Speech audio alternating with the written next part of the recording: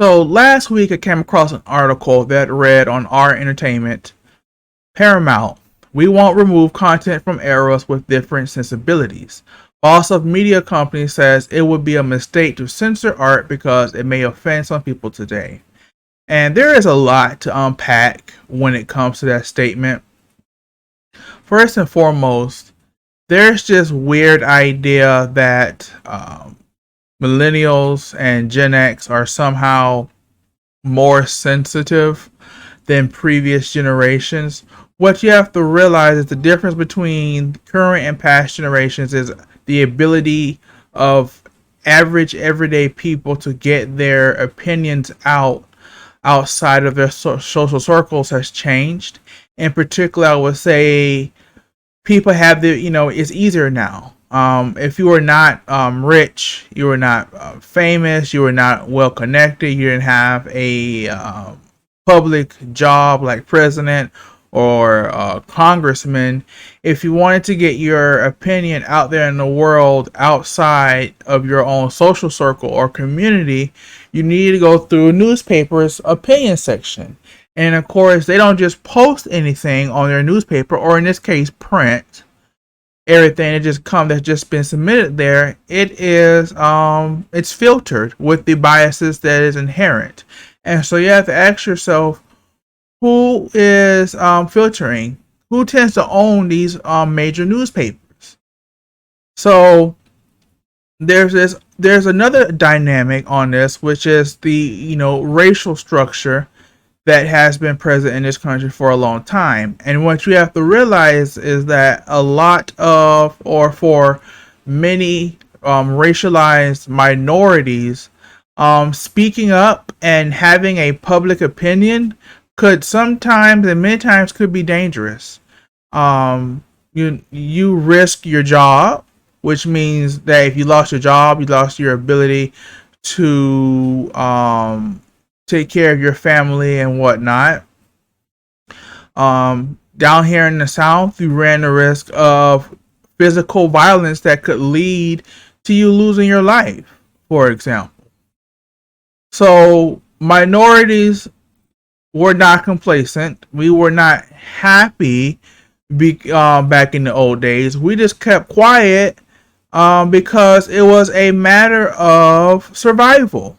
So no, it isn't some people today. There's always been people throughout history that have looked at the injustices of man and have spoken out or not been happy about it, right? I one defense I see of slavery is, oh, everybody was doing it. Everybody was in defense of it. You had abolitionists back in those days as well. So that's no excuse as far as I'm concerned. You had people, notable people, all the way up to royalty that were talking crap about slavery. Now, when I went down to the comment section of this Reddit post, as expected, because you look at it now, it is gilded, up the wazoo. I see three general defenses. The first is the default Reddit defense, which is, oh, this is a defense of free speech, right? The second one I hear is, well, we grew up with this content, whether it's cartoons or or movies or songs, we love it. We grew up with the offensive material. You should be okay with it, right? You should be okay with this material portraying racialized minorities in a negative light, all right? And then the third defense I'm hearing is that it's somehow that by keeping this material out to influence future generations, it is somehow a defense of history and the realities of history. I hope you don't actually watch these movies and think that they are a substitute for real historical fact. I hope we're not putting movies over real historical fact and the reality that people have to live under when it comes to the context of society and how it develops and where it's going and where it currently stands. And I asked these same people making these defenses for this offensive material, where were you when critical race theory was being boogeyman, was being attacked, was being legislated out of the education system? Where were you? Because let's go with some facts. Let's start with some facts, some basic historical facts about this country and this foundation. At least from a colonial standpoint, the economy was founded on slavery. It's known as the Atlantic slave trade, and for the products that were being shipped, internationally, in particular Europe, it involved forced slave labor. And it was like this way for centuries. And when America was founded, slavery was kept. It was kept for, 1776. And we go by that founding date to what? 1865, when the Civil War ended. Almost 100 years. Almost 100 years. Right? So you have for centuries, right? Because what you have to realize is that your predecessors, your ancestors, in order to justify enslaving their fellow man, first it was a religious excuse, right? Which is, oh, they're not Christians, so somehow that makes it okay to enslave Africans, right? And then once they forcibly converted their African slaves to Christianity, you went to something that they can't change, which is, of course, their physical features, right? Which is, oh, well, let's go with a racial hierarchy based off of skin color, right? Which is this idea that the lighter the skin color, the better you are as a person, or just defining your basic humanity based off the lightness of your skin, right? And you have that system permeate through the legal systems in the colonial era, and as well as with the laws that were passed prior to the Civil War. Don't forget that you have an entire basically bottom half of a country that economy was being propped up by this. I mean, once the cotton gin came in, slavery became a lot more profitable. So the system was being propped up as a result, because of economic interest that was being underpinned by this racialized hierarchy, this racialized society based off of skin color. Right? So slavery ends. Right? Slavery ends because of the Civil War. 1876. Reconstruction ends as a result, as a fallout of the 1876 presidential election. That means you gave 9 years. 9 years you gave it a try to try to integrate and try to change people's minds. As you can see, 9 years is not enough time to change an entire society. And this is despite that area, that region of the country being torn up literally by war. And so once, Reconstruction is over, you get Jim Crow. And then you get institutions, one of which I'm going to talk about directly, that help keep up this sort of stratified society. And I'm talking about the Supreme Court, right? The highest judicial court in the land, right? They strike down various civil rights acts that were passed in the late 19th century. Yes, the 1965 and 64 acts are not the first that this country has tried at a national level. They were struck down by the Supreme Court. And then the kicker is the if I'm getting my years correct, 1896 you get Percy v. Ferguson, or I said it's Plessy v. Ferguson, I believe.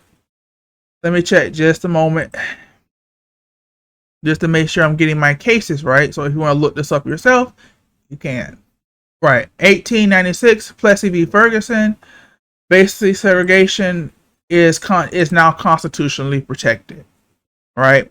And Jim Crow laws, anti black laws, they just blow up in terms of, they just grow. So now you get a legal system, a racialized legal system, after the fact that slaves were freed. excuse me. That just underpins it all. And what you have to realize that when you create these systems in a legal sense that enforces this racialized stratified society at a legal level based off of skin color, right? What you have to realize that this stuff doesn't happen in a vacuum. You have generations and generations of America, even if I ignore the colonial phase of this country, that grow up under this system. And you have to also realize that the forms of entertainment, how that you have communities that have never met a non-white individual, right? They never met a racialized minority. So what you have to realize is, how are they realizing that, people like me exist? Well, the media, right? Your minstrel shows, right? And then eventually those minstrel shows, when you start, say, 1950s, 1960s, if not earlier, because I'm not 100% clear on when Disney was founded, and I don't care when Disney was founded, quite frankly. My life does not depend on that. So you get, with these companies like Paramount and Disney, in particular, when you're talking about Disney and Warner and whatnot, you get these, I'll just go, this offensive material that, that portrays, people like me, racialized minority, in a very negative light, regardless of how we actually live, of the truth and the struggles we have. And you have to realize that, maybe for a city individual, maybe they know better. They know that we're not really like how they portray us in this song in the South and all this other stuff. But if you live in a small town, there's not that many or to no racialized minorities, and your only exposure prior to reaching adulthood are these cartoons, are these movies and whatnot, this media. It's gonna color your perception and your expectation of us when you finally meet us, or you have to deal with us in a professional manner when we come in and say, hey, let's get a job, because maybe you move out the town and you go and get your degree or whatever, and you become a founder and whatnot, right? And so because your perception being colored by this offensive media, it has economic and social repercussions, because you know this is what you think we are and whatnot. And of course, when you have, in your social circles that you're entering and they're reinforcing that type of stuff, it doesn't help the situation. It doesn't help the situation. So that's just CRT basics. You have to realize this stuff does not happen in a vacuum. It gets agitating when I go on a YouTube video of, I think it was it may have been a high school debate or whatnot up in the north, and people were surprised about, and maybe this goes beyond that, when I see people go online and say, I can't believe that there are Confederate flags north of the Mason-Dixon line. Well, guess what? People move.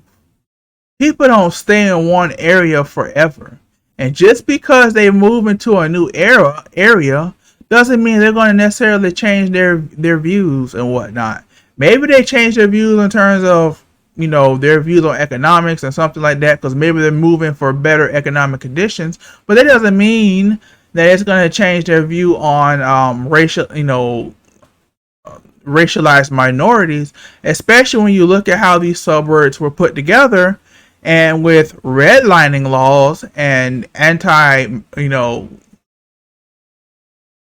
let's just say racist, housing policies that were in place, that their chance of encountering these individuals decreased, right? And so, yes, there is a systematic issue. It's not necessarily just the laws and whatnot. It's also, who has the reins of economic power, who's making these decisions on what businesses and whatnot get the business loans, and who gets the jobs and whatnot, right? When you go to a job, when you walk into a job, right, and you have a racialized minority get hired, do you look at that individual and say, "Oh, they must have been qualified"? What do you think? You think affirmative action, all right? You think, "Oh, they weren't qualified for that position," right? When you go to an interview in the old style, when people will get hold into a room and they call in for an appointment, right? You were probably thinking that, right? Oh, if he gets a job, he'll just be a diversity hire.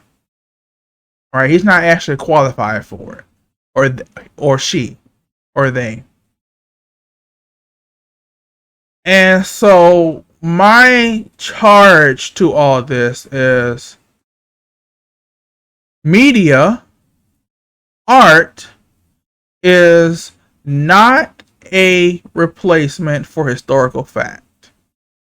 It simply is not.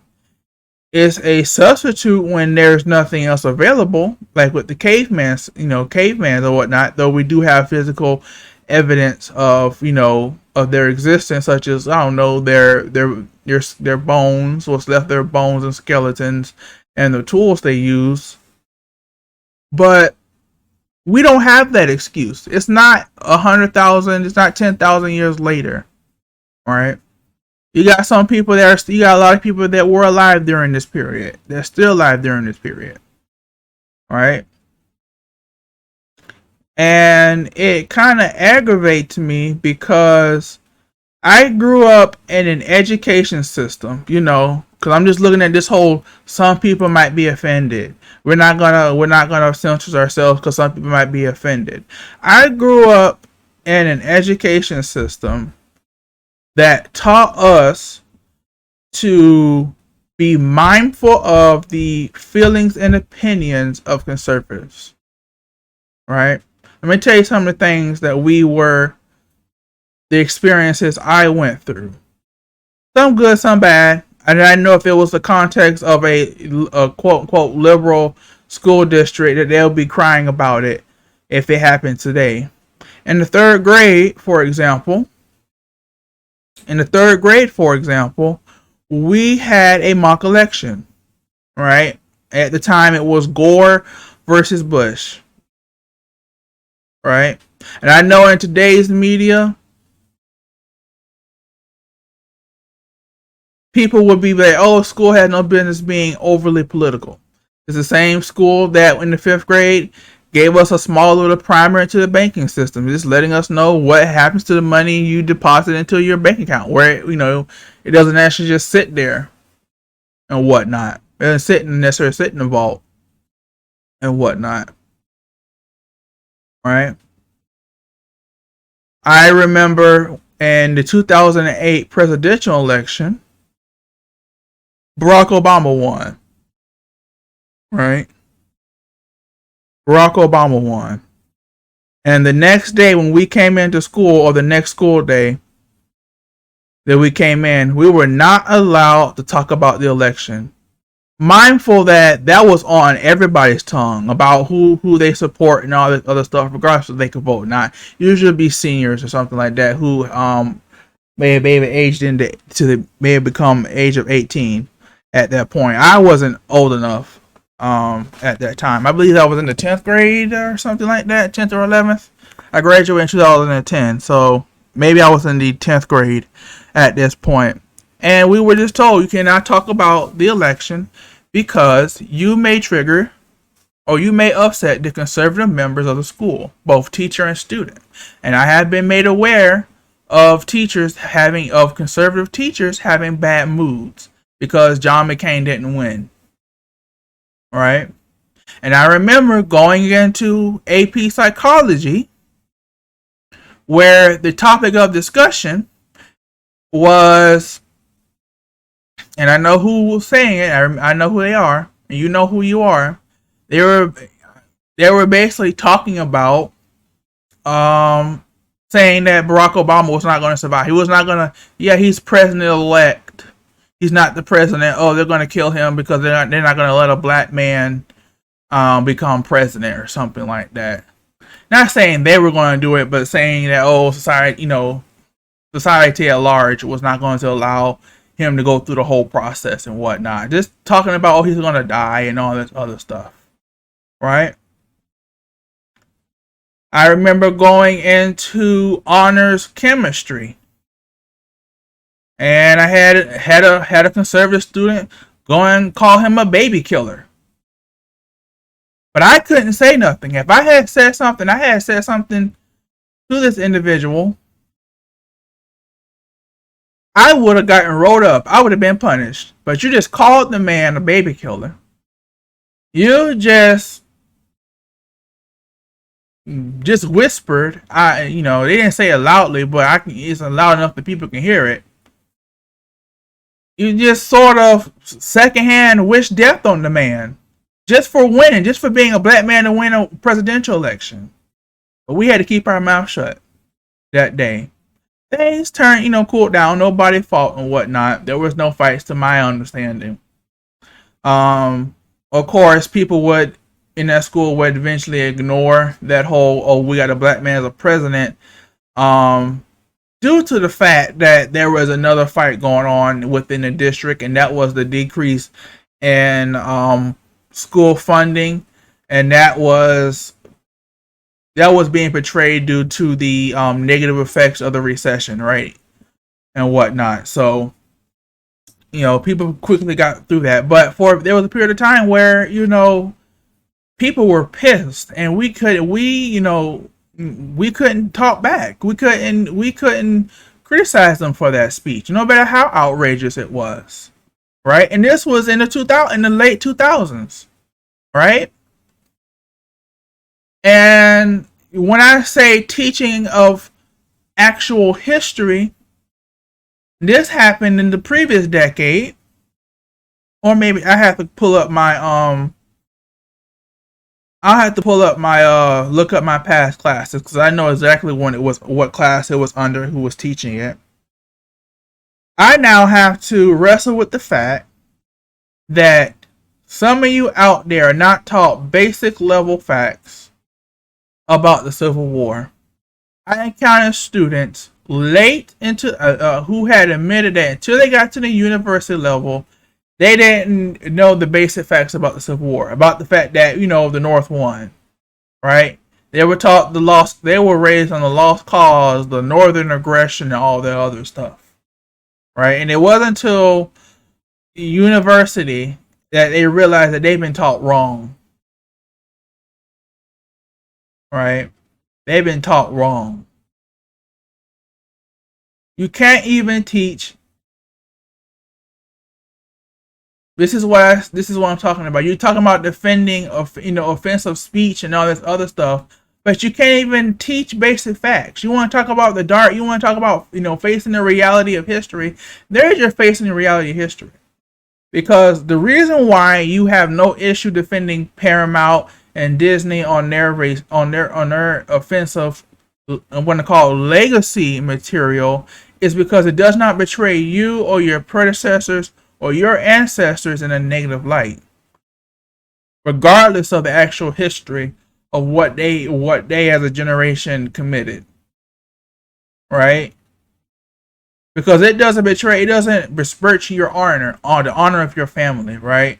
If it doesn't affect you personally, whatever, right?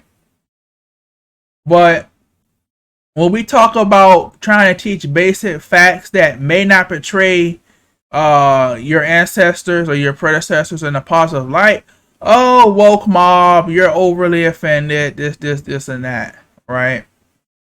And then I have to, as a fellow university student, I have to sit there and just shake my head internally as basic facts about American history aren't being taught, right? I understand you can't learn every war and all this other stuff, but at least understand the most consequential war of the 19th century for America, right? If we talk about three wars in each century that I think that had the most profound effect in America that every American should know, it should be the War for Independence, it should be the Civil War, and it should be World War II. All right. And this century is still going on, so I can't sit here and say, oh, Iraqi war, because who knows what the next 80 years is going to give us, or 78 years technically. We have about left, or odd months left. So here's my proposition. You can keep your racist legacy media. In return, let's teach actual fact. Let's teach actual historical fact. Okay? Let us teach history. Alright? Let's stop coddling. Alright? Let's stop putting this sanitized version of history. Let's stop. Let's teach the facts. And you're gonna have to, just like some of us have come to realize, your feelings may get hurt by the historical facts. You think I like the fact, I'm happy about the fact that my ancestors were enslaved and all that stuff? No. That my ancestors were bred like livestock? You think I'm happy about that? No. But that's reality. And it is what it is. And shying away from it is not the cure. Hiding it is not the cure. Civil War ended in 1865. It's 2022. And we're still wrestling with it because we want to teach this sanitized version of it, right? We want to teach a sanitized version of American history, right? All right. It's been how many years? So, sitting here and running away from the issue is not going to be it's not going to be the solution, right? And sometimes you may learn about a history, you may learn a history about a tragedy, and you may pull something else different from it. They offered, and I don't even know if with given this sort of lurch to the right by certain political actors, if they even let this class being taught, but they offered in high school a class on the Holocaust. And we got the introduction to it. Our introduction to it was the political and economic situation going on with the Weimar Republic, right? Now, the reason why that's relevant is, well, part of it was how they messed up their currency, right? And so studying that, the economic factors that made people so susceptible to the Nazi Party and all this other stuff, that sort of prepared me along as well with level 2 macro econ, prepared me from just not being pulled into these cryptocurrency scams, right? I have already been prepped for that stuff. So you don't know how the stuff, how learning about the past, no matter how sordid it is, no matter how it may portray you in a certain light, or it may victimize you, or it may make you feel a certain type of way about who you descend from, you don't know how it may come back and help you. But you don't get that benefit if you don't know it. Right? You can't improve on something. You can't solve a problem, knowingly solve a problem, if you don't know what the problem is. So this is my challenge to everybody, regardless of your political persuasion. Just simply start with the facts. And be open to being wrong. Just like I was wrong about my assumptions in the 2020 election video, about, because I came in, into it with full defense of Biden, for example. I came in like, oh, Biden's typical. We're blowing out a portion for his performance. The facts proved me wrong, and I adjusted it from there. I adjusted my thinking from there. Always start with the facts. Always start with the facts. And don't hide from your emotions. Right? Don't hide from your emotions and then get mad at other people when they get emotional. Right? Because you want to talk about censoring art. I, as a kid and a preteen, had to look on the news and see as conservatives get mad at the existence of Harry Potter and do book burnings. I remember them newscasts. I remember that newscast. Right. I remember the fallout for the Dixie Chicks. Right. And I thought that we had mature society past that. I thought that after having gone through the Vietnam War and having to go through Nixon, that we would be okay as society with speaking truth to power. Apparently not. I guess I don't know. I ain't even gonna go there. You can keep your legacy media, but please let us teach history. Please let us teach history as it actually is to the best of our ability.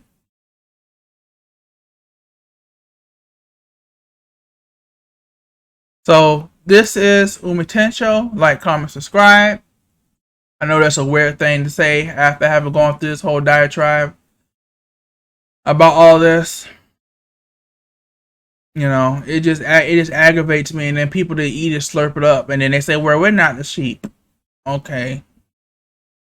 You know, media companies, they're doing this outrage media because I'm not aware of anyone trying to cancel what's the company name? Paramount. I don't at least not in my news feed. I have not seen anybody get mad at Paramount recently. So I think this is just trying to virtue signal to a certain segment of society to go and spend more money with them. Right. And what you have to realize when I was going in about, the difference between our generation and previous generations in terms of discontent, it's just simply that free speech has been expanded, right? You no longer have to go through the newspaper to get your opinion out outside your community, at least for the big newspapers. You go online and you let us know what you think, right? And one thing I've had to learn, having been on the internet since a preteen for a long time, since I was a preteen, you have to roll. Sometimes you have to roll with the punches and move on, which is going to be my next topic for next week. So that's going to be interesting. So everybody have a wonderful and great day.